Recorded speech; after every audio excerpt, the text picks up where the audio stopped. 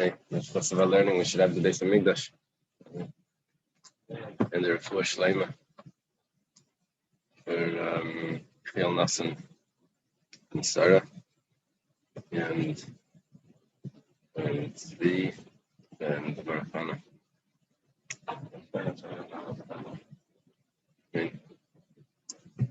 Okay, on the bottom of Hey Amud Beis, about 6 lines from the bottom. The last statement we had was Rav Chia Barashi in the name of Rav. Rav Chia Barashi is a student of Rav. Rav is the first generation Meir in Eretz Yisrael. Rav Chia Barashi quotes him saying that there are 3 things that are halacha l'Moshe Misinai. That means that it's a tradition from Moshe. It's a tradition. It's in the oral Torah, not the rabbinic law. It's in the oral. It's a biblical law, but it's orally transmitted. It's called halacha l'Moshe Misinai, a tradition, a halacha from Moses at Sinai. And what are those 3 things? Measurements, interruptions, separations from in a person going to the mikveh, chatzitzin, and also mechitzin. Mechitzin means walls. How we get into this because we're discussing the size of the walls. That a wall needs to be 10 tefachim. They said, well, if an amma is 6 tefachim, which is the opinion of Reb Meir, then we figured it out because we have the aron and the kapiris, which is 9, which is aron is 9, with the kapiris is 10, plus the wings of the kruvim are seichachim, which gives me a gap of 10 tefachim from the top of the wings to the lid. But according to Rabbi Yehuda, that says that an amma is 5 tvachim. So how do I have 10 tvachim walls? And he said it's halacha l'Moshe Misinai. Okay, the Gemara now asks, Shirin deraisa ninu. It's not so. You're telling me that it's an oral tradition. It's actually written in the text. Shirin means measurement, right? The measurements of the Torah. The Ksiv. It says in the pasuk, Eretz chikta soira gefen ateinerim and Eretz yisrael dvash. A land of wheat and barley, grapes, figs, pomegranates, a land of olive oil, which means olives, like of oil, and honey, which is dates. That's the interpretation. Honey is referring to dates. But Amar Rav Chanan says, Rav Chanan is a student of Rabbi Chanina. Rabbi Chanina is the first generation Amira in Eretz Yisrael. Rabbi Chanina was a great. Rabbi Chanina Bar Chama was his name, the student of Rabbi. Rav Chanan is a student. He says, Kol pasuk hazeh, that this pasuk, Eretz Chita Saira, this famous pasuk, that the land that Israel, the fruits of Israel, the Shiura Nemar is all telling me different measurements. What is the wheat telling me?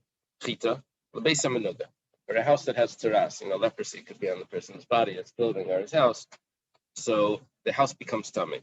The Tanan, it says in the Mishnah, Hanichnas l'beis hamenuga, someone enters a house that has teras. The house was tummy.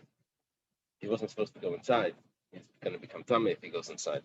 So it says like this: the Kalev al Kseifa, if he is not actually wearing his clothing, so then it's over his shoulder. Kalev here refers to clothing. It's over his shoulder. The sandal of his sandals and his rings are not. His sandals aren't on his feet, and his rings aren't on his fingers. He's holding everything in his hand. So who became tamei miyad? He becomes tamei, and the clothing becomes tamei immediately. Now, Rashi quotes the pasuk. It says that when he enters the house, he becomes tamei. So he entered the house. Hayalavash, we're on top of Vav. Hayalavash, kelev sandalav baraglav tabaysav. That's baisav. Let's say he's wearing his clothing, which sounds more normally the case. The person is usually walking around with wearing his clothing, not carrying his clothing. But let's say he's wearing his clothing, and he's wearing his sandals, his shoes, and he's wearing his rings. So now it says he becomes tummy immediately because he entered his house. Who tummy miyad? Behein tahirin. But the clothing, the sandals, the rings, all of that is pure until he delays in the house the amount of time it takes to eat half a loaf of bread, which is a machlekes Rashi and the Rambam, if it's the size of 3 eggs or 4 eggs. And what type of bread? Paschitin. It's wheat bread. Not barley bread. While he's reclining and he's eating it with the dip. I think the dip makes it go faster. He's able to eat with the tchina. Now, so what are we learning here? That the wheat bread is used as a measurement to tell me how long it takes for a person's clothing to become tamei if he's wearing them and he enters into a house of tumah, house of tzaras. Where do we get this from? So Rashi quotes for us Teres Kainim. Teres Kainim is the halachic medrash on Vayikra. It says that v'ha'oichel b'bayis yichabes, and it says v'ha'sheichav b'bayis yichabes. Someone that eats in the house has to wash his clothes. Someone that sleeps in the house has to wash his clothes. The problem is that when he entered the house, he has to wash his clothes. So why does it have to say if he eats in the house? What is that telling me? Once he walked in, he washed his clothes. It says no. It's talking about the time that it takes to eat, not actually eating. How long does it take to eat?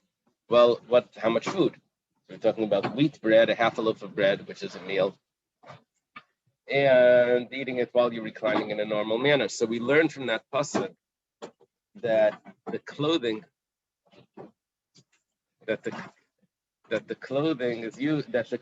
only becomes tamei when he waits in the house the amount of time it takes to eat wheat. Okay.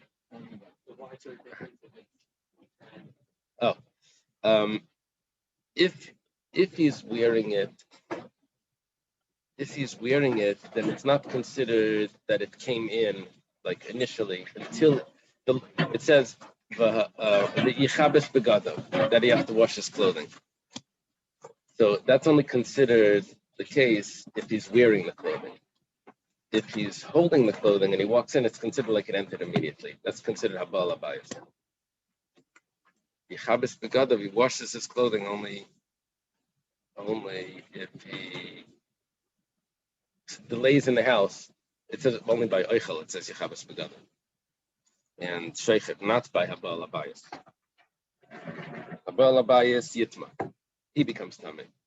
Yichabes begado is only if he's wearing them. Rabbi Shachat in South Beach. So coming through the doorway, so someone's holding this tefillin and someone is wearing the tefillin. So he always quotes this Gemara. He says the one that's carrying the tefillin goes in first. Because based on this Gemara, when you're carrying something, you enter first. When you're wearing it, it has a delay of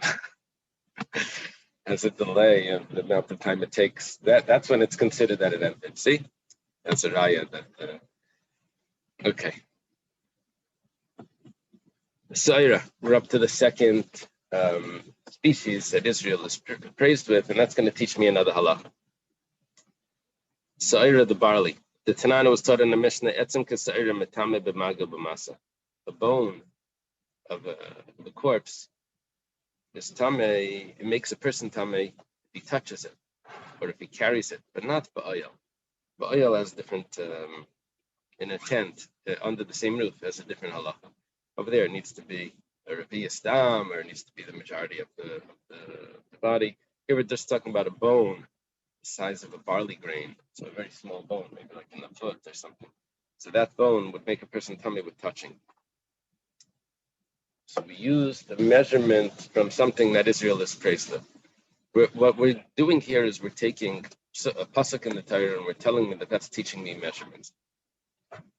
Geffen, when it says grapes, it's coming to tell me a revi'as of wine would be the size that if a nazir drinks, he would get the punishment of lashes. Now, that's a simple reading of it. Rashi and Tosfos don't follow that reading. They say we're not talking about drinking wine. There's actually machlekes in the Gemara if a nazir, when he drinks wine, if it's a revi'as or if it's a kazayas, they say that we're talking about solids. Rashi makes it more complicated. He adds in other types of solids that not necessarily is really chayav for. The branches of the grapevine, kind of combine together to a revius. How do you measure a revius? Because you're dealing with solids. So it's water displacement. You take a cup of wine and you put the solids from the grapes and the pits and the whatever other grape products that there are, you put it inside, and the water that comes out, if that's a revius and he ate that amount of solids, that would displace a revius, so then he's going to be chayav. So we're talking about wine, we're talking about grapes. Water displacement is the same with any liquid. So Rashi explains no. Actually, water displacement works differently with different liquids because of the surface tension of the meniscus. You know, it goes a little higher than the cup. You know, when you make kiddush, it's a little higher. So he says that would be more by water. That would be more by wine than by water. So therefore, the water displacement by wine would be different than it would be for water. So that's what we're saying. It's just a small amount. But we're saying that this is the pasuk of Geffen is teaching me that amount of displacement. Okay. Te'ena, the fig, kegregers leitzar Shabbos. How much carrying on Shabbos would make a person liable? So it says the amount of a fig if he's carrying food on Shabbos, carrying something in his pocket from the kiddush or something. The size of a fig. Remind. What does the pomegranate teach us? The Tanan, it was taught in the Mishnah called Kalei Balibatim Shirin Kerimayim. The way it works is like this: that if a person is selling an item, a vessel, if it has a hole in it, so then you can't sell it anymore, and it's not considered a vessel. But if you have an item at home that got broken, so you still use it even though it broke. You use it to what extent? How broken would you still use it? So if it's a pot, you would still use it because if it can't hold liquid, then you would use it to hold grain. If it can't hold grain, then you would use it to hold fruit. And once it can't hold fruits, which you would use it for larger fruits? Which fruits was the size that you're finally going to dump it?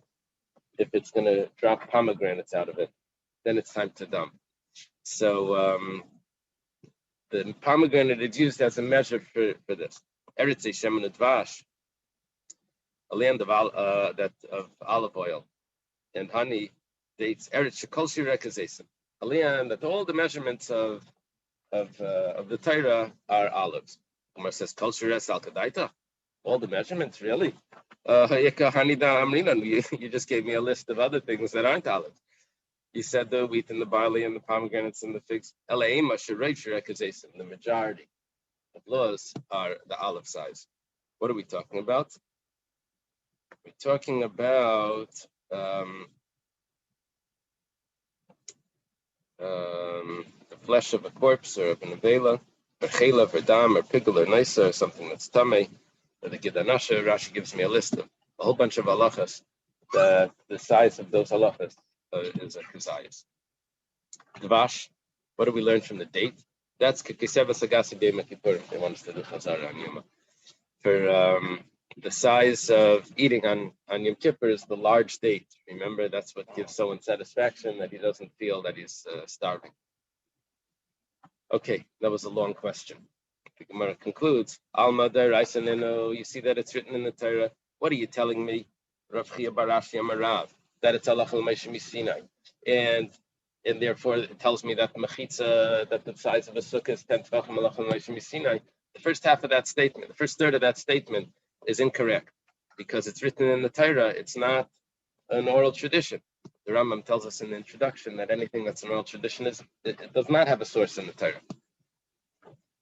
That's you see from this Gemara. If it has a source in the Torah, then it's not the oral tradition. Yeah, there's two ways of looking at the oral tradition. One approach, the traditional approach, is that Hashem gave us the Torah, and He gave us the commentary that goes along with it. Rav Shamshon Felher says it the other way. It says that Hashem gave us the drasha, and then there's some notes that people took. But Moshe Rabbeinu wrote down the notes of the share. That's the written Torah. It's a different approach. Okay, so, but Halacha Moshe Sinai is not supposed to have a text source. The Gemara says, "V'tizbra shiurin miksive Do you really think that these measurements, it says it in the Torah? These are just halachas. The pasuk is just the support. The Rambam learns that what's a asmachta. The people knew the Torah better than they knew the other things. So the oral tradition. So what they would do is they would find a mnemonic or something, an easy way of memorizing things based on psukim. So the pasuk is just there to help me remember. Yeah, that's the Rambam's plan. The Ritva argues. The Ritva says that the Eibishter put it in the Torah to remember, even though it's only possibly a derabanan and possibly halach l'meishim Sinai, but it was put there. If the Rabbanan will later on and say this, it should be there already. It's more like hashgacha pratis in the text. Okay, whatever the case is, it's not written in the text. It's just asma. Next question. Chatzitzin da'iraisa ninu. What are you telling me that chatzitzin, the interruption when someone goes to the mikveh, right? He has to be squeaky clean. So if he has anything on his body, so he didn't go in the mikveh. It's not counted. What are you telling me that's halach l'meishim Sinai? It's really in the text. Sorry. Sorry, I don't have it clear over here. I have a parenthesis. Barachatz b'sari b'mayim. Barachatz es b'sari b'mayim. Shli yadavar chaytzitz bein lebein hamayim. That means his flesh has to be washed in water. There should be nothing in the middle. The Gemara explains, Ki asay hilchos l'sarai. Really, you're right. He has to go in the water. Halach l'meishim Sinai says his hair also has to go in the water. When he goes in the mikveh, if it's a man, it's usually not much of an issue. But if it's a woman, it gets complicated. If they have long hair, they have to go all the way down, so because the hair floats a little bit. They have to go all the way down. The hair should go under as well. Pasuk says b'sari, and the Rabba Bar Bar Chana, like Rabba Bar Bar Chana says. Rabba Bar Bar Chana. Rabba Bar Bar Chana says, Rabba Bar Bar Chana is famous for his stories from Bava Basra, but he's a relative of Reb Chia, he's a relative of Rav. Reb Chia's brother was Chana, and Rav's father's brother was Chana. Rav's father is their siblings, Reb Chia. So this is like a cousin once removed. So he says, Nima achas kshura chitzetzes. When someone has a knot in his hair, so if it's one hair, the knot could be pulled very tight. If it's 3 hairs, then the knot is going to be loose. If it's 2 hairs, he says, I don't know. The idea here is that can the water get in the knotted part? So if it's 1 hair, it's a problem. 3 hairs is acceptable, and 2, he says, I don't know. So that would be the halacha l'meishim Sinai. The Gemara says, 1 second, Sari nami da'iraisa ninu. But the here is also says in the Torah.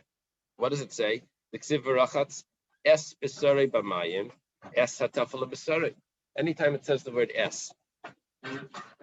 So es really has 3 meanings.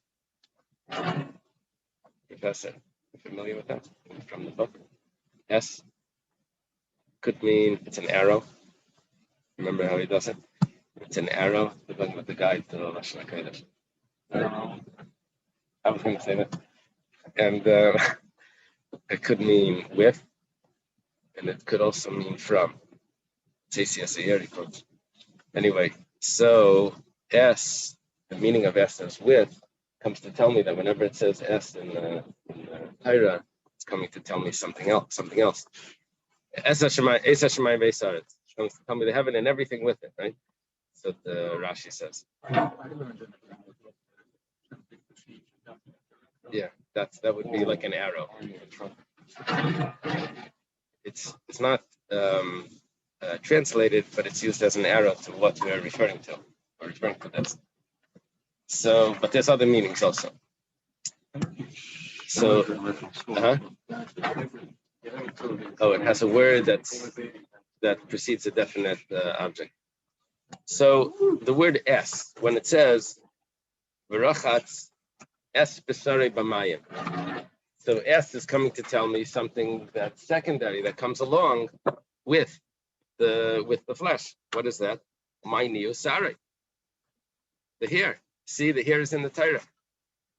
Now, is that really considered written in the Torah? Well, apparently from our Gemara, yes, but I think the Rambam in introduction says that things that you learn from drushes are not really considered deraises.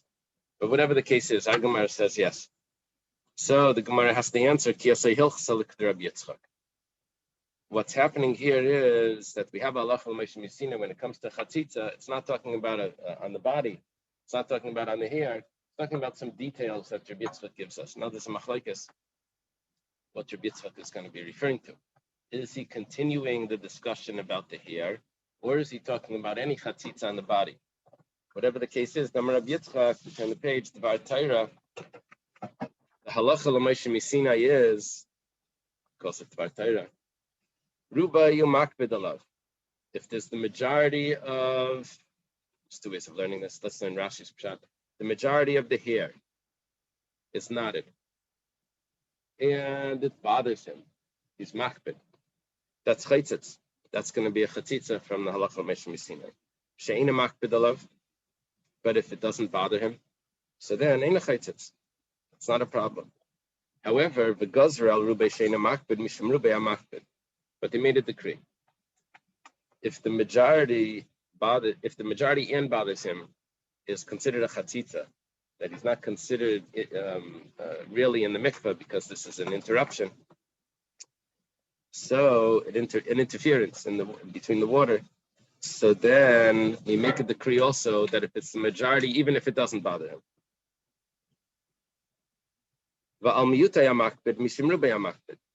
And now we do another gezerah. We say, look, because if it bothers him, when it's the majority, it's considered interference between the water. So we make another decree that we say like this, that if it bothers him, even if it's not the majority, it's also considered a chatzitza. That's a rabbinic decree. The Gemara asks,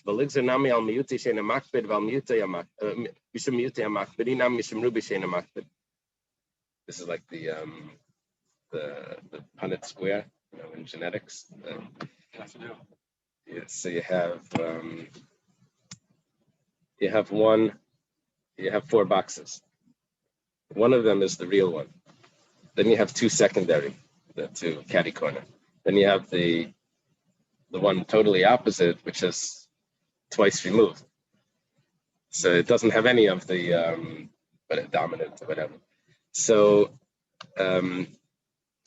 we have Rubai Hamakbid, the majority that bothers him. Now we have Rubai Shein Hamakbid, go down a level.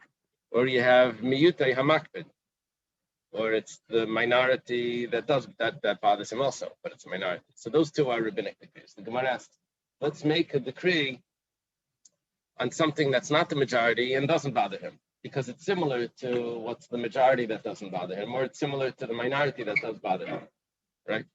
So the Gemara says, no, he gufa gzeira. Those two are themselves decrees. You want us to make a decree on a decree? We don't make a double decree on something that's already a decree. So therefore, someone would go to the mikveh and there would be a hair that's not more than 50%, hairs that aren't more than 50% of his head, or his body maybe, I don't know, knotted. So then, and it doesn't bother him, so then it would be acceptable because it's not majority and it doesn't bother him. Okay. So Taisvus over here says, probably quoting Rashi, Yesh Mefarshim, that we're talking about here. However, on his flesh, even Miyute She'ena Makbid is going to be a problem. Even if it's a minority he's not Makbid on, it's going to be a Chatzitza, which is a huge chumrah. Huge chumrah. Yeah. Okay. The next piece goes like this. Mechitza and Hadi Amra.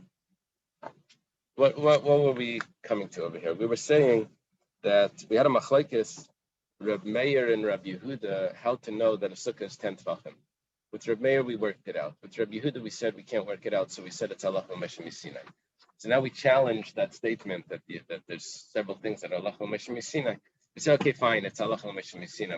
We put the deraisas in their place, and we have what's the halacha Moshe Sinai. Mechitzin, what was that halacha Moshe Sinai hada amran? We just said that it's 10, that a wall is 10 tefachim according to Rabbi Yehuda.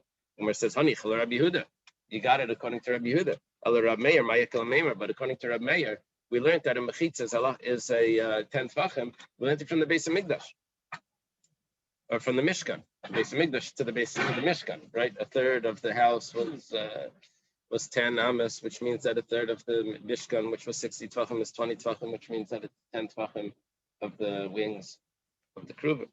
The Gemara explains, Kiyasai Hilchasa. So according to Reb Meir, you know what the halacha Moshe Sinai is? It's there. There is a halacha Moshe Sinai. It's just not telling me the size of the wall. It's telling me good. That means good asik or good achas. Good asik we already had. Good asik means that the wall extends upward. Asik is like gestalik, means to go up. Beloved means anything that's within 3 tvachim is considered solid, right? No material is really solid, right? But halachically, it's considered solid if it's within 3 tvachim. Yeah, and then that's called lavud. And doifin akuma, the bent wall. Lavud we didn't really discuss, but doifin akuma we discussed already that if the wall is removed from the schach, because I have invalid schach for amas, so I say that it can arch. It can make it look like an arch, and it's going to be considered a schach attached to the wall.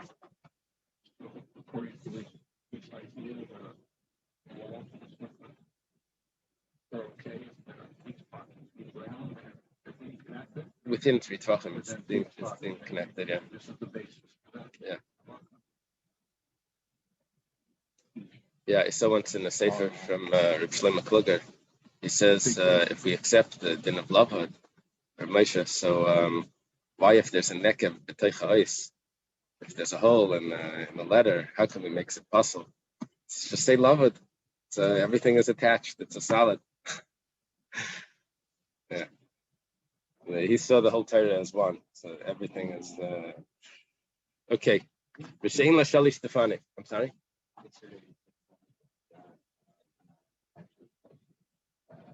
The ground.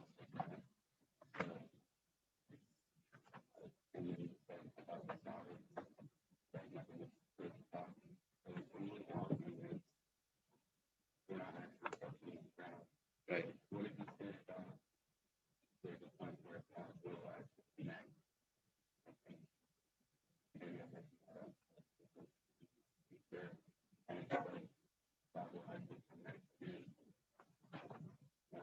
I don't know.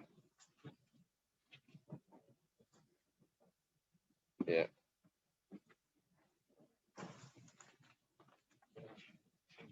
He said that there's questions on that, and he said that how to explain that God never came down. That's the whole point.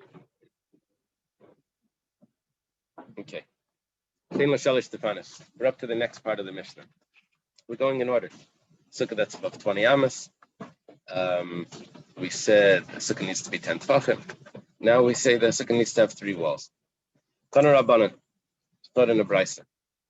Reb Shira Gaon tells us that Tana Rabbanan is a brisa that was edited by Reb Chi and Rabbi Sheh. It's an important brisa. Shtayim kel chasa and shlishas afilu tefach. And Reb Shimon Aimer shalish kel chasa and ravias afilu tefach. There's a machlekes. You need 2 walls, according to the first opinion, but the third wall could be the size of a tefach. Like we said, the sukkah spelled with samach, kaf, and hey. That you can have 2 walls that are attached. That's like a right angle.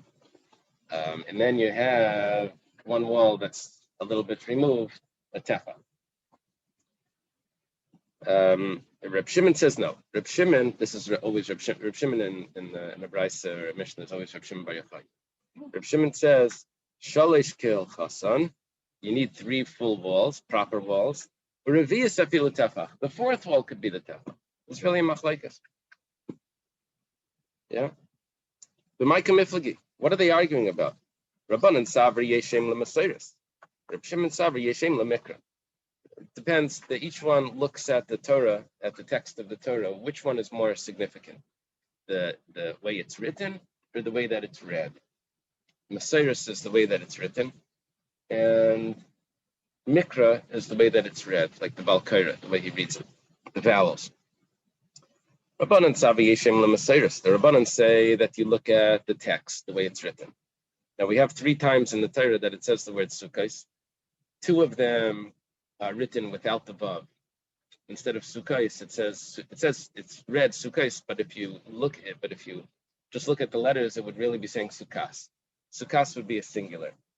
And one time it says Sukkos, which is a plural with a vav. So it says Basukas, Basukas, Basukais. I'm actually reading it wrong specifically. Basukais, Basukais, Basukais. But if you just look at the letters, the Magia, right? When that's, when you read the mezuzah, you're checking it. You probably don't pronounce it because you got to check for those letters. So Basukas, Basukas, Basukais. Harikan Arba. A singular, and a plural. There's 1, 1, and 2 is 4. So you have 4. It's coming to teach me about 4 walls. Now, Dal Chad Legufei. One of them, it can't be used to teach me about the walls. One of them has to tell me that I have to sit in a sukkah. It had to say it once. Once it says it once, it can use pronouns. In it, you should sit. It doesn't have to repeat the word. So, Pashalu Tlas, I have 3 left over. 3 extra times it says the word sukkos, 1 singular and one plural, and 2 from the plural. That would be Stein Til Chasan. 2 of them are telling me that it's proper. Comes along the Halach Moshe Misinai and says the 3rd wall that you have, it doesn't need to be solid. It doesn't need to be complete. It could be just 1 tefach. That's considered the 3rd wall. Reb Shimon Savar, Reb Shimon says Yeshem Lemikra, that you look at the way it's pronounced. Now, the way it's pronounced goes like this: Basukais, Basukais, Basukais. A plural, and a plural would be 6 times it says the word sukkah. Now, I'm not saying that I have 6 individuals. I actually have 2, 2, and 2. Now, Harikan Sheish, I have 6.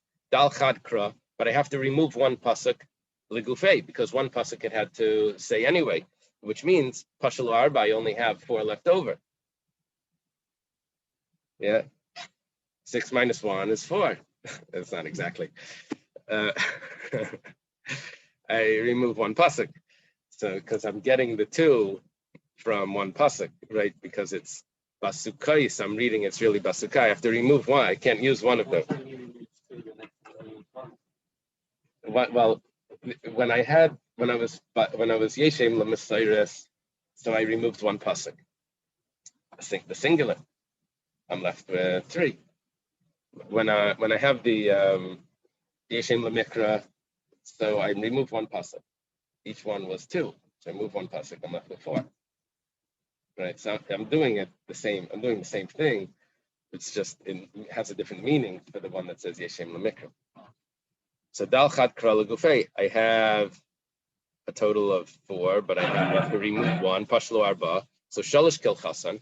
3 of them are proper walls. I'll say Hilchasa. The Halach Moshe Messina comes with regards to the Revius Vuk Masat Tefach. Why did you take away 2 as well?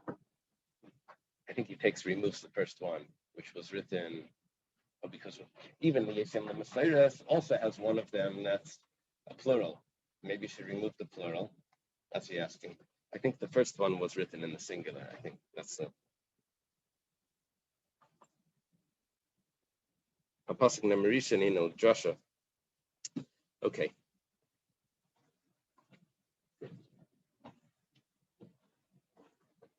Okay. Yeah, in the English language, we have the same sort of discussion. It goes like this. When you say, I'll see you in an hour. So do you say in a hour, because it's spelt with an H? Or do you say, I'll see you in an hour, because you start with the vowel? I don't know what the correct way is.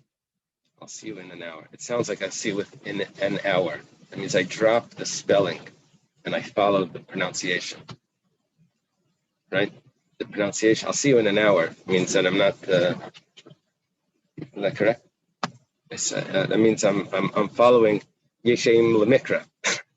English is Yeshem Lemikra. You follow the pronunciation. Okay. Yeah, there's very interesting questions over here because we have this Gemara in other places. Do I follow the text? Do I follow the pronunciation? Which one is the one that I'm going to learn from? And Reb Shimon in other places actually goes exactly the opposite of what happens here. Places discussions on. Okay. So now we were saying Reb Shimon was following the pronunciation, and the Rabbanan is following the text. The Rabbanan is going to have less walls than Reb Shimon. Iba Yasema. If you want, you can explain the machlokes slightly different. The Kuli Alma Yeshem Lemikra. Everyone follows the reading, which means that I have 6. Remove 1 pasuk, I'm left with 4. V'hacha ba'aka miflagi, and the machlokes goes like this: Mar saver schacha ba'ikra, Mar saver schacha le ba'ikra. Question is, do I need a pasuk to tell me about the schach? If I have 4, one of them is used for the schach, I'm left with 3. That would be 2 full and 1 for the tefach. So the Rabbanan would say that I need a pasuk, one of the words sukkah, to teach me about the schach. Reb Shimon would say no, schach alei ba'ikra. I don't need an extra pasuk to tell me about the schach. It's the word basukah is only teaching me about the walls. I have 4, and one of them is diminished because of Halach L'Meshmi Sinai to a tefach, and that means I have 3 solid walls. That's the Reb Shimon's pshat. There is another way of learning this. Everyone says we follow the text, which means I start with 4, I remove 1, and I'm left with only 3. What's Reb Shimon going to do? The